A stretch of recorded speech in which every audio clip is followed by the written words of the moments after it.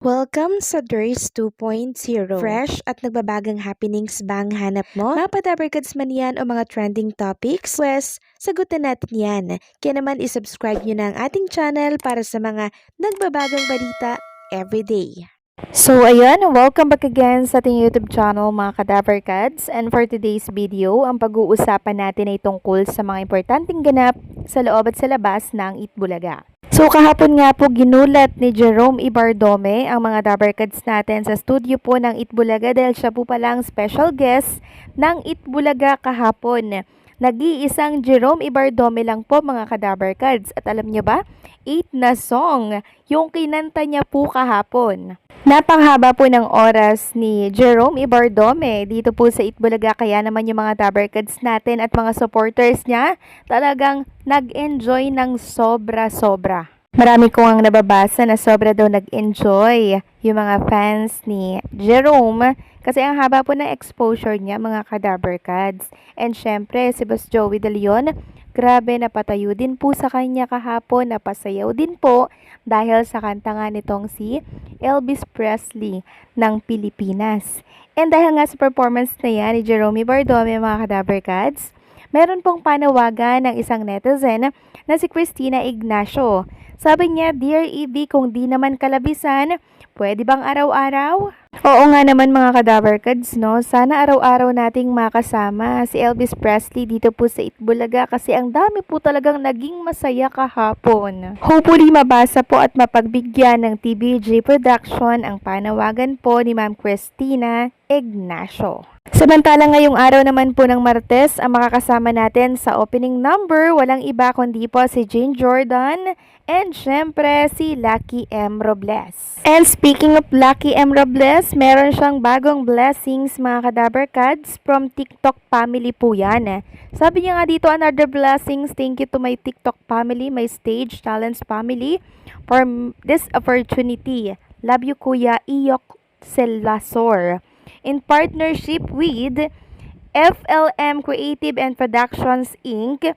and Summer Sky Media Production brings you the artists from Stage Talents in an evening of music and performance, bringing out the revels by singing cover song along with individual singer single on the Viva Cafe Cubao stage this October 4, 2025 Saturday at 6 p.m. po at kasali dyan si Lucky Robles at marami pa pong iba. At sa mga gusto pong bumili ng ticket, dito po kayo makakabili. For reservation, ticket and payment, send via GCash. Ayan po yung number.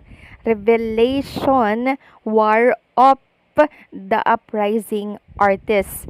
So, 1,000 mga Kadabarkads, no? 1,000 po ang ticket. Suportahan natin si Lucky M. Robles, okay? Next topic naman, pag-usapan natin ang tungkol dito sa panawagan ulit ng isang netizen. Sabi niya dito, sana magkaroon ng Halloween concert ang mga clones bringing back to life ang title featuring yung mga dead na clone nila. Nice idea to mga Kadabarkads, no? Hopefully mapansin din ito ng TBJ Production. At marami nga pong nagsasabi na sana daw ay kuhanin po ni Tito Soto si Elvis Presley, Matt Monroe, Pavarotti, and syempre itong si Jane Jordan Abina at gawan daw ng isang parang grupo mga Kadabarkads tulad ng ginawa po sa mga singing queens na ginawan po ng kanta. So since alam naman natin kumilates po ang TBJ Production, maging si Bossing Big, Tito Soto at Joey De Leon, possible mga Kadabarkads nagawan sila ng song. Kasi alam po ni Boss Joey De Leon or ng TBJ mga Kadabarkads kung gagawa na po nila or hindi. And for sure na pag-uusapan na naman po nila ang tungkol dyan. Since mahuhusay naman talaga itong mga clones natin, di ba? Lalo na si Elvis Presley, Matt Monroe, nako mga Kadabarkads, panalong-panalo po yung magiging kanta nila or first single nila mga Kadabarkads. So ipag-pray natin nagawan po ni Tito Soto sila ng bagong kanta. Next topic naman, pag-usapan natin ang tungkol dito sa pagkakadawit po ng noontime show na Itbulaga sa usapin po ng flood control. So, nagka-personalan po kasi mga Kadaver Cats kahapon sa paghaharap po ni Tito Soto, Bato de la Rosa at ng iba pa po mga Kadaver Cats, no? So, eto po yung pinakang highlight. Senate President Tito Soto III answers Senator Ronald Bato de la Rosa's manifestation on Soto's mamatay sila sa sama ng loob statement that was for the trolls. Ang Senado po, sabi ni Bato de la Rosa, ang Senado po, hindi po noon time TV show na puro gimmick ang ating tinitake up dito. Kami po ay nagre-raise dito ng legitimate issues which require legitimate attention. So Mr. President, ako po ay nalulungkot. So nadamay na din po ang non-time show na Itbulaga at may nakita nga po akong isang video, cut na yung video na yon.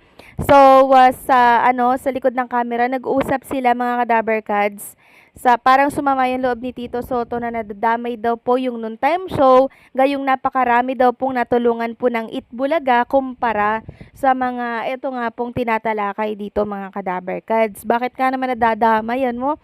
Etong Itbulaga dito po sa tinatalakay nilang flood control.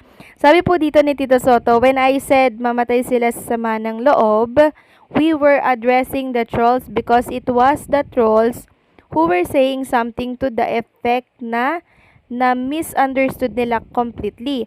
I am not supposed to answer you here in the rostrum, but I cannot help but do that because you took the floor and parang sinisira mo yung Senate President, which is very unparliamentary. Yan po yung sinabi ni Tito Soto kahapon. So nakakalungkot lang mga Kadaver Cats kasi maging yung noontime show na nananahimik po ay nadadamay sa usaping ito. 'Di ba? Ihiwalay po sana yung sa noontime show na Itbulaga sa usapin po nila dito na tinatalakay sa flood control project na to. Ang dami pong natutulungan ng Itbulaga mga Kadaver Cats. Lahat naman nagbe-benefit dito. Kaya hopefully wag pong idamay, wag pong isali ang noontime show na Itbulaga kasi ang dami pong nag-e-enjoy nga dito ng mga kababayan po natin, 'di ba? Hindi lang sila nag-e-enjoy. May chance pa po silang manalo at mabunot sa mga papremyong pinapamigay po ng Itbulaga. Kaya nga nung panood ko po yung video na yon, nalungkot lang ako kasi since nandun nga po si Tito Soto, parang kung ano man yung kadikit niya, nadadamay na din mga Kadaver Cats. So, mali naman ata yun.